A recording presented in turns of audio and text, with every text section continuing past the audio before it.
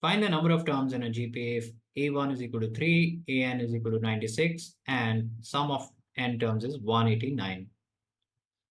So we are given with AN equals 96. The formula for nth term of a GP is A times R raised to the power n minus 1. This is given as 96. We know the value of A or A1, which is 3. So 3 times R to the power n minus 1 is equal to 96. Dividing both sides by 3, we get R raised to the power n minus 1 is equal to 96 over 3 or 32. So we got the value of R raised to the power n minus 1 is equal to 32, which can also be written as R raised to the power n over R is equal to 32, or R raised to the power n is same as 32 times R. Now we are also given with Sn is equal to 189. The sum of n terms formula for a GP is A times 1 minus R to the power n over 1 minus R.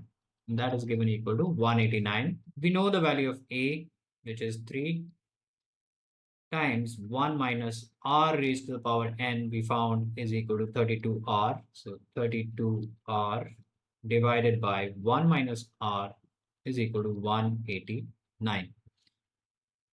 We can cancel out 3 and 189, we'll get 63 on the right hand side, and then we can multiply 1 minus R on the right hand side.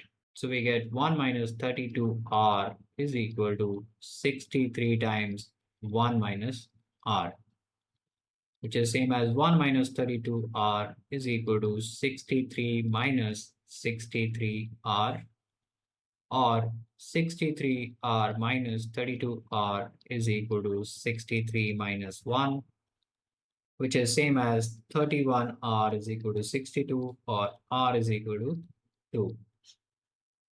And now we know the value of R, and we found that R raised to the power n was equal to 32R.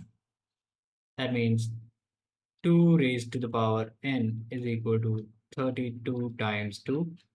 So 64, which is same as 2 to the power 6. Therefore, n is equal to 6.